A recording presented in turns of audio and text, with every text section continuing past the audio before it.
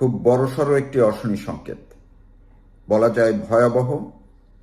সেটি হচ্ছে, আপনাদের হয়তো মনে আছে, মাত্র কয়েকদিন আগেই মিয়ানমারে অর্থাৎ United liberation front of Assam এই উলফার ঘাঁটিতে ভারত আক্রমণ চালিয়েছিল। যদিও ভারত সরকারের পক্ষ থেকে সেটি অস্বীকার করা হয়, কিন্তু ওই ঘটনার পরপরই বাংলাদেশের অনেক মহলে বেশ চাঞ্চল্যের তৈরি হয়। কেন এই চাঞ্চল্য বাংলাদেশে? বিগত বিএনপি জামাতের জোট সরকারের সময় বাংলাদেশের পার্বত্য অঞ্চল সহ কয়েকটি জায়গায় উলফার ঘাঁটি তৈরি হয়েছিল এবং তখন বেশ কয়েকজনকে বাংলাদেশ সরকার আটক করেছিল। সেখানে একেবারে উলফার শীর্ষ পর্যায়ের অর্থাৎ উলফা প্রধান থেকে শুরু করে বেশ কয়েকজন নেতাকে তখন আটক করা হয়েছিল, যাদের মধ্যে পর্যায়ক্রমে কয়েকজনকে ভারত সরকারের কাছে হস্তান্তর করা হয়, আবার অনেককে হস্তান্তর করা হয়নি। আওয়ামী লীগ সরকারের সময় নানান প্রক্রিয়ার মধ্যে থেকে সেই ঘাঁটি এক ধরনের নিষ্ক্রিয় করে দেওয়া হয়েছিল। উলফার সঙ্গে যদিও ভারত সরকারের সমঝোতার মাধ্যমে একটি শান্তিপূর্ণ অবস্থা আসামে বিরাজ করছে, কিন্তু তাদের একটি অংশ, বিশেষ করে বলা হয় পরেশ বড়ুয়ার অংশটি, তারা এই শান্তি প্রক্রিয়ায় সম্মত হয়নি কিংবা সরকারের সঙ্গে অর্থাৎ ভারত সরকারের সঙ্গে সমঝোতায় যায়নি।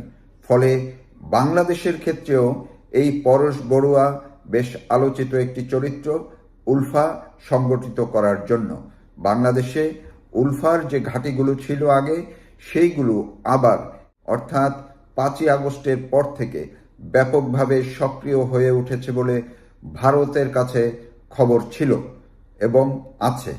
আর সেই জায়গা থেকেই চলতি বছরের গত ফেব্রুয়ারিতে সীমান্তবর্তী এলাকায় উলফা ঘাঁটিগুলো সক্রিয় হওয়ার খবর ভারতের একাধিক গণমাধ্যমে প্রকাশ পায়।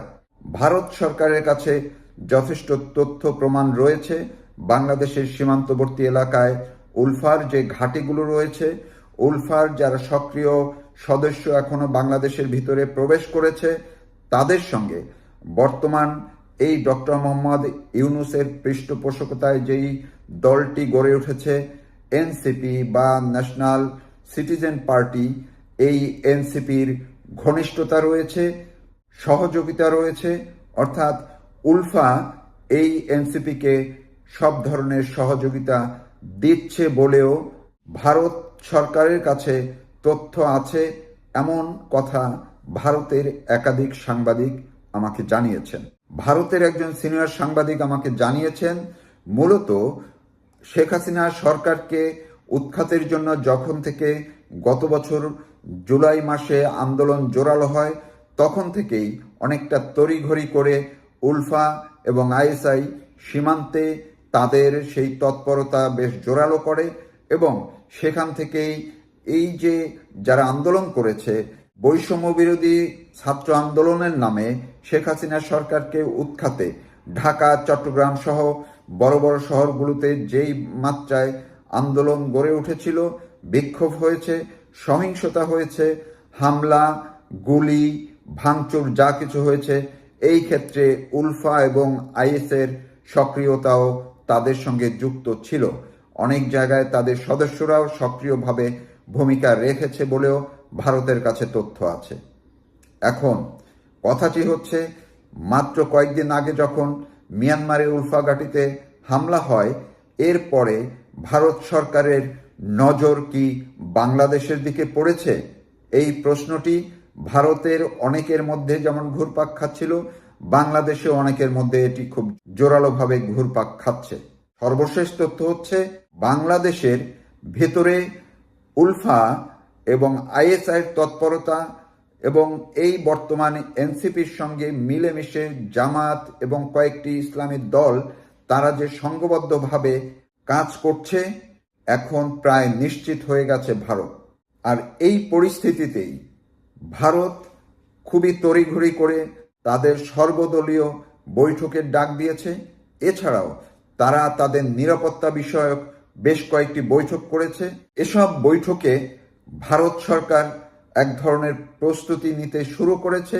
যে কোনো সময় তারা বাংলাদেশের ভিতরে এই জঙ্গি দমনে, বিশেষ করে উলফা আইএসআই সমন্বিত যেই গোষ্ঠীটি এনসিপির সঙ্গে যুক্ত হয়ে জামাত এবং ইসলামিক বেশ কয়েকটি দলের সঙ্গে মিলে নতুন করে পরিকল্পনা নিয়েছে, এবং এই জন্যই ভারত মিয়ানমারের মতো যে কোনো সময় বাংলাদেশের সীমান্তবর্তী কোনো এলাকায় যে কোনো পদ্ধতিতে তারা আঘাত হানতে পারে, তাদের হুমকি যে ঘাঁটিগুলো রয়েছে সেই ঘাঁটিগুলোতে।